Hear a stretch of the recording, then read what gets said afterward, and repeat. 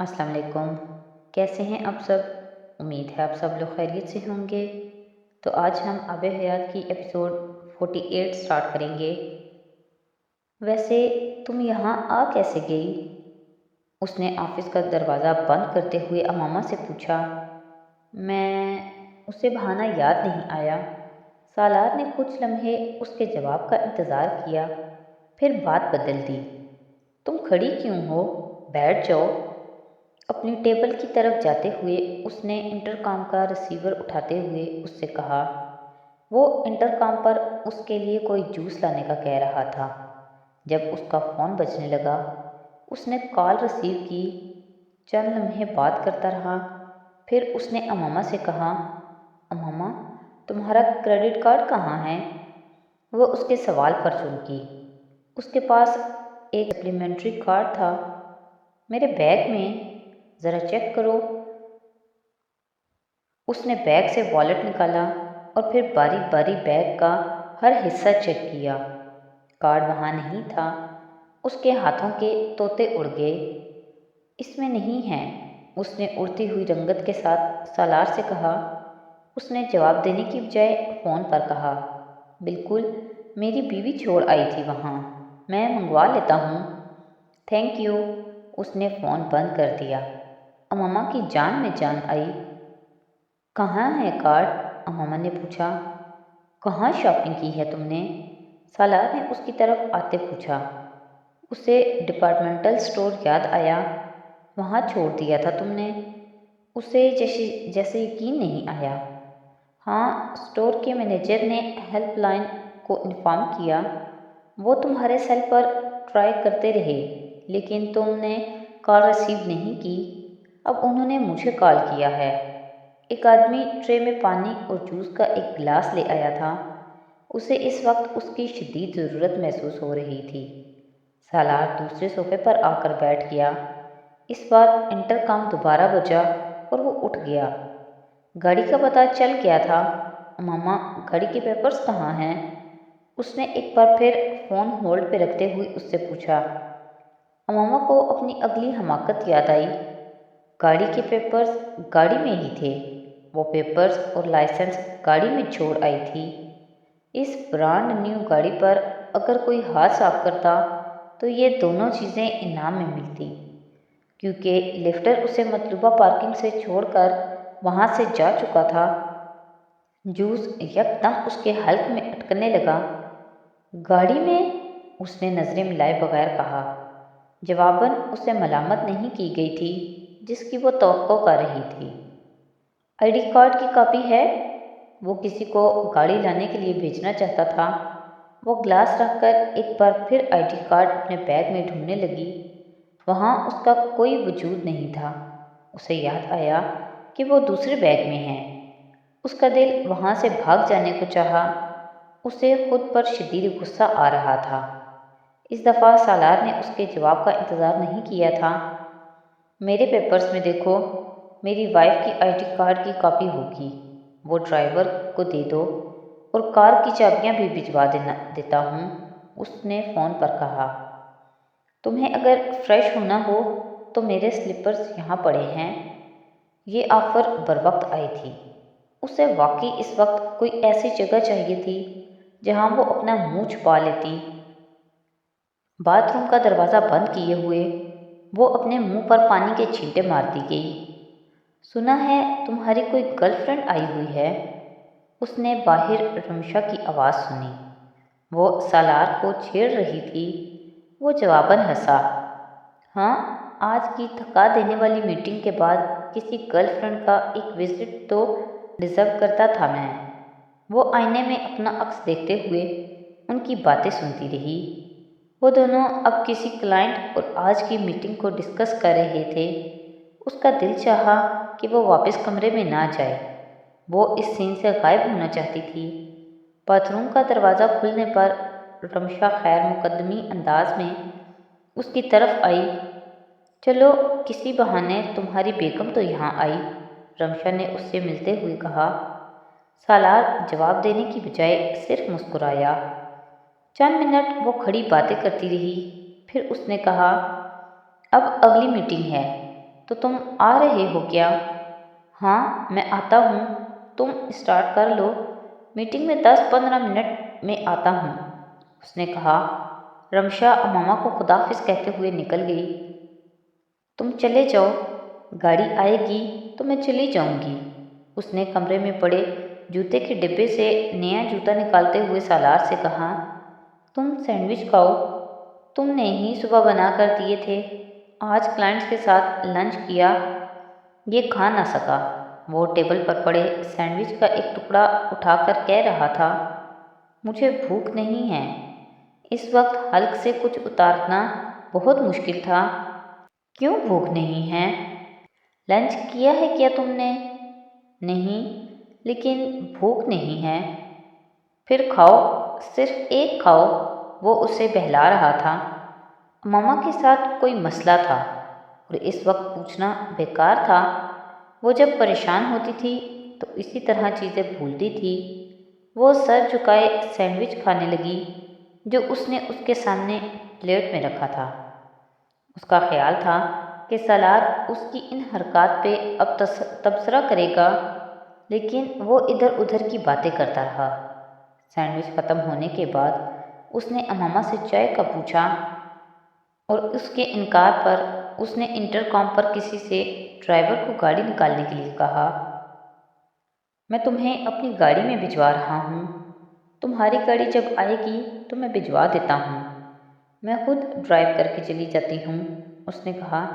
تمہیں driver drop کر دے گا، تم اپسیٹ ہو اور میں نہیں چاہتا تم ڈرائیو کرو۔ وہ بول نہ سکی۔ میں خود چلی جاتی ہوں، اس نے بینک ایگزٹ پر سالار سے کہا۔ یار کلائنٹس کو بھی یہاں تک چھوڑنے آتا ہوں، تم تو بیوی ہو میری، وہ مسکرایا تھا۔ ڈرائیور پارکنگ میں کھڑی گاڑی دروازے کے سامنے لایا تھا۔ ڈرائیور گاڑی کا دروازہ کھولنے آیا، مگر اس سے پہلے سالار اس کے لیے گاڑی کا پچھلا دروازہ کھول چکا تھا۔ وہ گاڑی میں بیٹھنے کی بجائے اسے رک کر دیکھنے لگی۔ وہ اس کا شکریہ ادا کرنا چاہتی تھی، لیکن اس کے حلق میں ایک بار پھر گرہیں پڑنے لگی تھیں۔ اینی تھنگ ایلس میم؟ سالار نے مسکراتے ہوئے کہا۔ تھینک یو، اس نے بالآخر کہا۔ آلویز ایٹ یور ڈسپوزل میم، اس نے اپنا بازو اس کے گرد پھیلاتے ہوئے اسے گاڑی میں بیٹھنے کا اشارہ کرتے ہوئے کہا۔ وہ گاڑی میں بیٹھ گئی۔ سالار نے دروازہ بند کر دیا۔ چلتی ہوئی گاڑی میں امامہ نے ایک لمحے کے لیے مڑ کر دیکھا، وہ ابھی وہیں کھڑا تھا۔ وہ یقیناً گاڑی کے مین روڈ پہ جانے کا انتظار کر رہا تھا۔ اس نے اپنا چہرہ دونوں ہاتھوں سے ڈھانپ لیا۔ جس کی ذمہ داری تھی وہ شخص اس کے لیے کھڑا تھا، وہ جلال کی ذمہ داری نہیں تھی۔ وہ پھر کیوں یہ توقع کر رہی تھی کہ وہ اس کے لیے اتنی کرٹسی دکھاتا؟ اس نے ٹھیک کیا تھا اس کے ساتھ ڈرائیور بھیج کر۔ وہ واقعی اس وقت ڈرائیو کرنے کے قابل نہیں تھی۔ گھر آ کر بھی وہ بے مقصد لاؤنج میں بیٹھی رہی۔ آج کا دن بے حد برا تھا، تکلیف دہ یادوں کا سلسلہ تھا جو ختم ہونے کا نام نہیں لے رہا تھا۔ کیا ہوا ہے تمہیں؟ سالار نے اس رات کھانے کی ٹیبل پہ اس سے پوچھا۔ کچھ نہیں، جواب حسب توقع تھا۔ سالار نے کھانا کھاتے ہاتھ روک کر اسے دیکھا۔ کوئی پریشانی نہیں، اپنی فیملی کو مس کر رہی تھی بس، اس نے جھوٹ بولا۔ سالار نے اسے کریدا نہیں، وہ اسے صرف بہلانے کی کوشش کر رہا تھا۔ وہ ڈنر کے بعد کام کے لیے اسٹڈی روم میں چلا گیا تھا۔ امامہ نے سونے کی کوشش کی لیکن سو نہ سکی۔ کتنا وقت اس نے اندھیرے میں بستر پر چت لیٹے چھت کو گھورتے ہوئے گزارا، اس کو پتہ ہی نہ چلا۔ سوچوں کا تسلسل تب ٹوٹا جب اسے دروازہ کھلنے کی آواز آئی۔ سالار سونے کے لیے حتی الامکان آہستگی سے دروازہ کھول کر آیا تھا، پھر وہ دروازہ بند کر کے لائٹ آن کیے بغیر اسی طرح احتیاط سے دبے پاؤں واش روم کی طرف گیا۔ امامہ نے آنکھیں بند کر لیں، نیند اب بھی آنکھوں سے کوسوں دور تھی۔ وہ کپڑے تبدیل کر کے سونے کے لیے آ کر لیٹا تھا۔ اس نے امامہ کی طرف کروٹ لی اور پھر امامہ نے اس کی آواز سنی، تم جاگ رہی ہو؟ تمہیں کیسے پتہ چلا؟ وہ کچھ جھلائی۔ پتہ نہیں کیسے، بس پتہ چل ہی جاتا ہے۔ کیا پریشانی ہے؟ ایک لمحے کے لیے اس کا دل چاہا کہ وہ اسے بتا دے اپنی اور جلال کی ملاقات کے بارے میں، لیکن دوسرے ہی لمحے اس نے اس خیال کو جھٹک دیا، کچھ نہیں، بس میں ڈپریس تھی، اس لیے تو کہا تھا باہر چلتے ہیں۔ سالار نے کہا، میں ٹھیک ہوں اب۔ امامہ نے ایک دم کسی ننھے بچے کی طرح اس کے سینے میں منہ چھپاتے ہوئے کہا۔ وہ اس کے سر کو چومتے ہوئے اسے تھپکنے لگا۔ امامہ کا دل بھر آیا۔ اگر اس کی زندگی میں جلال انصر نام کا کوئی باب نہ آیا ہوتا تو کتنا ہی اچھا ہوتا۔ وہ اس شخص کے ساتھ بہت خوش رہ سکتی تھی۔ جلال کے ساتھ اس کی ہونے والی ملاقات اتفاقی تھی، ایک ایسا اتفاق جسے وہ دوبارہ نہیں چاہتی تھی۔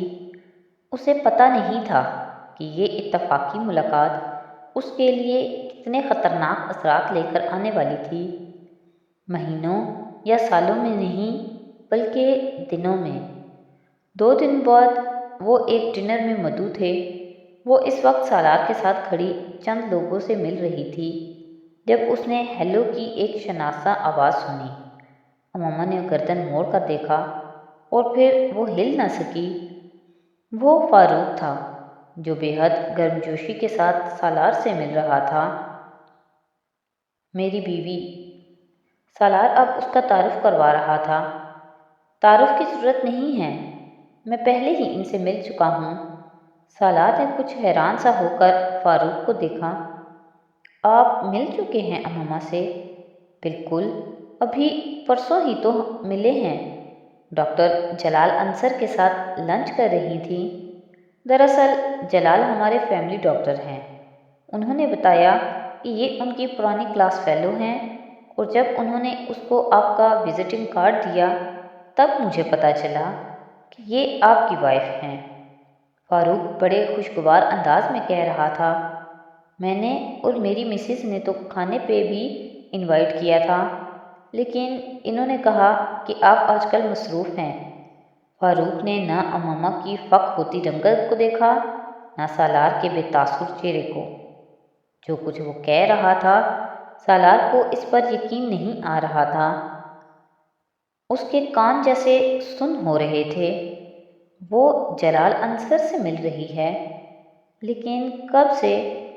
فاروق کی بات سنتے ہوئے امامہ نے اسے خشک ہوتے گلے کے ساتھ دیکھا۔ اس نے اس کے بے تاثر چہرے کو دیکھ کر غلط اندازہ لگایا تھا۔ میں اسے سب کچھ بتا دوں گی، وہ میری بات سمجھ لے گا۔ اس کے بے تاثر چہرے نے امامہ کو عجب خوش فہمی میں مبتلا کر دیا۔ آپ ظہیر صاحب سے ملے ہیں؟ اس نے ایک دم سالار کو فاروق کی بات کاٹتے دیکھا۔ آئے ہوئے ہیں کیا؟ ہاں، ابھی ہم لوگ آپ ہی کی بات کر رہے تھے۔ آئیے میں آپ کو ملواتا ہوں۔ سالار فاروق کو لیے ایک طرف چلا گیا۔ وہ دوبارہ پلٹ کر اس کی طرف نہیں آیا۔ ایسا پہلی بار ہوا تھا کہ وہ کسی پارٹی میں اس کے پاس نہیں آیا تھا۔ وہ کچھ پریشان ہوگی، لیکن اسے ابھی بھی یقین تھا کہ سالار اس چیز کو بڑا ایشو نہیں بنائے گا۔ گاڑی میں بیٹھتے ہوئے بھی اس کی خاموشی ویسی ہی تھی۔ گاڑی کے مین روڈ پر آنے کے بعد چند منٹوں بعد امامہ نے اس کی طویل خاموشی کو توڑنے کی کوشش کی۔ تم مجھ سے ناراض ہو؟ Will you please shut up? وہ فریز ہو گئی تھی۔ میں اس وقت گاڑی ڈرائیو کرنا چاہتا ہوں، تمہاری بکواس نہیں سننا چاہتا۔ وہ اس پر چلایا نہیں تھا، لیکن جو کچھ اس کی نظروں میں اور اس کے ٹھنڈے لہجے میں تھا وہ امامہ کو مارنے کے لیے کافی تھا۔ وہ اسے دوبارہ مخاطب کرنے کی ہمت نہ کر سکی۔ اتنے مہینوں میں اس نے اسے اندھا دھند گاڑی کو ڈرائیو کرتے ہوئے دیکھا۔ اپارٹمنٹ میں داخل ہونے کے بعد وہ اپنی جیکٹ لاؤنج میں صوفے پر پھینکتے ہوئے سیدھا کچن میں گیا۔ امامہ کی سمجھ میں نہیں آیا کہ وہ کچن میں جائے یا اس کے بیڈ روم میں آنے کا انتظار کرے۔ اپنی چادر اتارتے ہوئے وہ کچھ دیر اپارٹمنٹ کے بیرونی دروازے کے پاس ہی کھڑی رہی۔ اس کا ذہن اب موف ہونے لگا تھا۔ وہ اتنے عرصے کے بعد ایک دوست اور ایک عاشق کے ساتھ رہ رہی تھی، لیکن آج پہلی بار ایک شوہر کا سامنا کر رہی تھی۔